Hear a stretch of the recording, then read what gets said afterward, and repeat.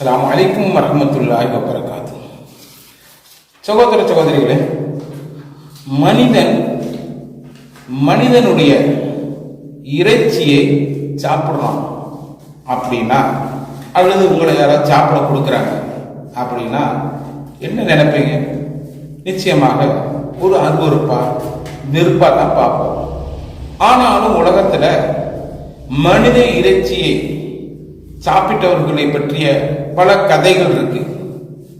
அதுல நிஜமான விஷயங்கள் அப்படின்னு பார்க்கும்போது 1972 உருகுவே என்ற நாட்டினுடைய விமானப்படை விமானம் ஒரு மலையில மோதி விபத்துக்குள்ளாகிறது. அதுல சிலர் உயிர் பிழைச்சிருந்தாங்க. அவங்கள மீட்க முடியல, எந்த தொடர்பும் இல்லை. அப்படிப்பட்ட சூழ்நிலையில அந்த உயிர் பிழைத்தவர்களுக்கு பசி, சாப்பிட்றதுக்கு ஒன்றும் இல்லை. அப்போ இறந்த அந்த பிணங்கள் அதை என்ன செஞ்சாங்க, சாப்பிட்டு தங்களுடைய உயிரை காப்பாற்றி கொண்டாங்க. பிறகு அவங்க காப்பாற்றப்பட்டாங்க. அது மட்டும் அல்லாம இப்போ 2012 வரை இன்னைக்கு இருக்கா இல்லையான்னு தெரியல, பாப்புவா நியூகினியா அப்படிங்கிற ஒரு நாடு, அந்த நாட்டுல மத சம்பிரதாயம் அப்படிங்கிற அடிப்படையில 2012 வரை மனித இறைச்சி சாப்பிடப்பட்டிருக்கு. முழுசா சாப்பிட்றாங்களா கொஞ்சமா சாப்பிட்றாங்களேங்கிறதுல அது ஒரு மத சம்பிரதாயமாக சடங்காக அங்க கடைபிடிக்கப்பட்டு வந்திருக்கிறது. இப்போ இருக்கா இல்லையாங்கிறது தெரியல. ஆக இப்படி மனித இறைச்சியை சாப்பிடக்கூடிய பல விஷயங்கள் உலகத்துல பல பகுதிகளில் நடந்துகிட்டு தான் இருந்திருக்கு. சரிங்களா? இப்போ இதுல என்ன கவனிக்க வேண்டிய விஷயம்னா, இது முஸ்லிம்களும் சாப்பிட்றாங்க அப்படிங்கிறது தான். முஸ்லிம்களுக்கு ஹராம், அது எல்லாருக்கும் தெரிஞ்ச விஷயம்தான். ஆனா முஸ்லிம்களும் சாப்பிட்றாங்க எது, மனித இறைச்சிய அப்படின்னு சொல்றது யாரு அப்படின்னா அல்லாஹ் சொல்றான், குர்ஆன்ல சொல்றான். முஸ்லிம்களும் என்ன செய்யறாங்க, மனித இறைச்சியை சாப்பிடுறாங்க அப்படின்னு.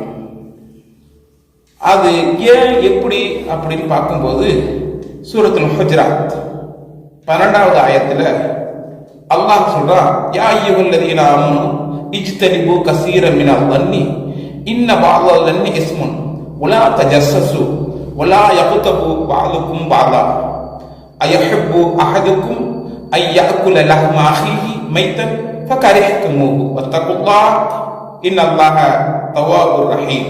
இப்ப என்ன அல்லாஹ் சொல்றான் அப்படின்னா, சில விஷயங்கள் இருக்கு, அதை கடுமையா வெறுக்கணும், அதை விட்டு விலகி இருக்கணும். பாவங்கள் நிறைய இருக்கா இல்லையா, பாவமான காரியங்கள் அல்லாஹ் தடை செய்தது, அல்லாஹ் ஹராமாக்கினது. இப்ப நாமெல்லாம் என்ன செய்யறோம்னா, ஒரு சில விஷயத்த ஹராம் அப்படின்னு சொன்ன உடனே ரொம்ப பேணி பார்க்கிறோம், பன்னிக்கறி திங்க மாட்டோம். ஏன்னா இஸ்லாம் எங்களுக்கு ஹராமாக்கி இருக்கு அப்படின்னு திங்க மாட்டோம். சாராயம் ஹராம், இப்படி பல விஷயங்கள் ஹராம் இருக்கு. இதுல பன்னிக்கறி திங்க மாட்டேன்னு சொல்றவன் சாராயம் குடிப்பான். அதே மாதிரி ஆண்கள் தங்க நகை அணிவது ஹராம். ஹராம்னா எல்லாம் ஒண்ணுதான், பன்னிக்கறி திங்கிறது ஒண்ணுதான், சாராயம் குடிக்கிறது ஒண்ணுதான், தங்க நகை ஆண்கள் தங்க நகை அணிகிறது ஒண்ணுதான். இப்படி ஹராம்ங்கிறது எல்லாம் ஒண்ணுதானே தவிர ஒண்ணு லைட்டா ஹராமும் ஒன்னொன்னு வெயிட்டா ஹராமும் அப்படிங்கிறதெல்லாம் கிடையாது. சரிங்களா? அப்ப அந்த மாதிரி அல்லாஹ் ஹராமாக்கின 3 விஷயங்கள், அந்த 3 விஷயங்களை யார் செய்கிறார்களோ அவர்களுக்கு அல்லாஹ் ஒரு உதாரணத்தை குர்ஆன்ல அல்லாஹ் குறிப்பிடுறான். குர்ஆன்ல அல்லாஹ் நிறைய விஷயங்களை ஓமைகளை கொண்டும் உதாரணத்தை கொண்டு என்ன செய்யறான், விளக்குறான். சரிங்களா? அந்த வகையில அல்லாஹ் 3 விஷயத்தை சொல்றான். என்ன? அதாவது சந்தேகமான காரியங்களை செய்வது. சந்தேகமான உள்ள விஷயத்துல சந்தேகமா இருக்கு, இது ஹராமா ஹலாலா, செய்யலாமா செய்யக்கூடாதா அப்படின்னா அந்த மாதிரி சந்தேகமா இருக்கக்கூடிய விஷயங்களை விட்டு விலகி இருக்கணும். அது மட்டுமல்ல, தேவையில்லாத விஷயங்கள்ல தேவையில்லாத சந்தேகங்களை நம்ம கொள்ளக்கூடாது. புரியுங்களா? மொத்தத்தில் சந்தேகமான விஷயங்களை செய்வதை விட்டும் பிறர் மீது சந்தேகப்படுவதை விட்டும் நாம விலகி இருக்கணும். அடுத்து 2, ஒருவர் மற்றவரின் மீது சிலரின் மீது புறம் பேசுவது, மற்றவர்களை பத்தி புறம் பேசுவது, அதுவும் ஹராம். சரிங்களா? அடுத்து மற்றவங்களை தூண்டி துருவி ஆராயிறது. அவன் எங்க போறான், ஏன் அங்க போனான் அப்படிங்கிறது. சில பேர் கொஞ்சம் வசதியா ஆயிட்டாங்கன்னா, இவன் ரொம்ப ஏழையா இருந்தான், இவனுக்கு எப்படி இவ்வளவு காசு வந்துச்சு, எங்கேயோ அடிச்சுட்டு வந்திருக்கிறான், இப்படி பல மாதிரி செய்யறது. மற்றவங்களை பத்தி தூண்டி துருவி பார்க்கிறது. அவனுக்கு எப்படி வந்துச்சு, ஏன் அங்க போறான், என்ன பண்ணான், என்ன தொடர்பு, இப்படியெல்லாம் தூண்டி துருவி மற்றவங்களை பார்க்கிறது. இதுவும் ஹராம். அதே மாதிரி புறம் பேசுறது. சரிங்களா? புறம்னா என்ன? மற்றவங்க அவங்க இல்லாத நேரத்துல அவங்கள பத்தி என்ன செய்யறது, பேசுறது.